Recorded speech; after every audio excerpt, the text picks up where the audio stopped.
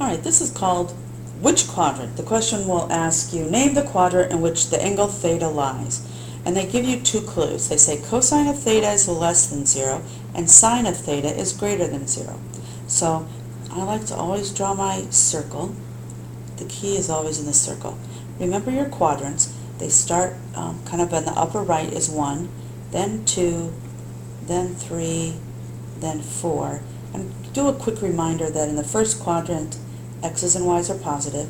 Second quadrant, x is negative, y is positive. Third quadrant, both x's and y's are negative. And in fourth quadrant, x's are positive, y's are negative. So the first one says, where is cosine of theta less than 0? Remember, cosine of theta is like x. Cosine goes with x. So x is less than 0 would be negative.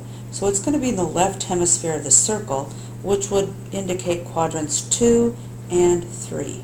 Okay, so I write down 2 quadrants. Then I consider the other part. It says, where is sine of theta greater than 0? Remember, sine goes with y. Y is sin, why not? So, because it's bad. But anyway, sine goes with y. So consider your y-axis and consider where it's greater than 0. It's greater than 0 up here in the upper hemisphere, so that would be quadrants 1 and 2.